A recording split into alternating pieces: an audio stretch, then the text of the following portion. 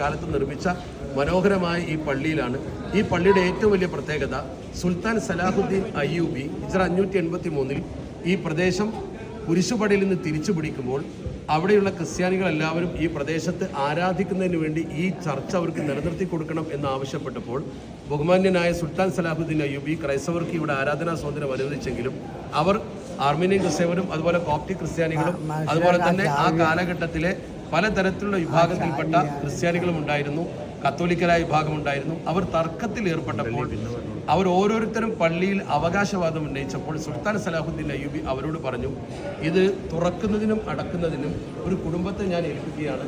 അങ്ങനെ മദീനയിൽ നിന്ന് ഇവിടെ വന്ന് താമസിച്ചിരുന്ന ഹസ്രജി കുടുംബത്തിൽപ്പെട്ട യുസൈബുബിന് കഅബ് റളിയല്ലാഹു തആല കുടുംബ പരമ്പരയിൽപ്പെട്ട ആ കുടുംബത്തെയാണ് അത് ഏൽപ്പിച്ചത്. ജൗദ എന്ന കുടുംബത്തെ താക്കോൽ ഏൽപ്പിക്കുകയും തുറക്കാൻ ഈ കുടുംബത്തെ ഏൽപ്പിക്കുകയും ചെയ്തു. ആ കുടുംബത്തിലെ പ്രതിനിധിയായി ഇദ്ദേഹം ഇന്നും ഈ പള്ളി തുറക്കുന്നു, അടക്കുന്നു.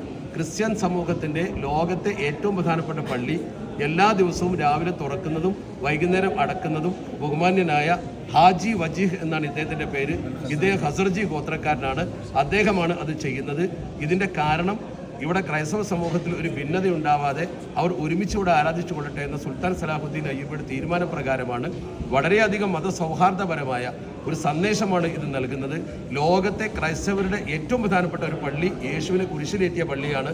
യേശുവിനെ എടുത്തു കിടത്തിയ കല്ല് ഇവിടെ ഉണ്ടെന്ന് അവർ വിശ്വസിക്കുന്നു. അതുപോലെ തന്നെ യേശു മറവിട്ട് കിടക്കുന്ന ആ ഖബർ ഇവിടെയാണ്. ഇവിടുന്നാണ് 3-ാം ദിവസം ഉയർത്തെഴുന്നേറ്റത് എന്നവർ വിശ്വസിക്കുന്നു. അത്രയും പ്രധാനപ്പെട്ട പള്ളിയുടെ താക്കോൽ സൂക്ഷിപ്പുകാരനാണ് ഹാജി വജീഹ് എന്ന് പറയുന്ന മുസ്ലിമായ മനുഷ്യൻ. ഇത് നമുക്ക് ഏറ്റവും വലിയ സന്ദേശമാണ് നൽകുന്നത്.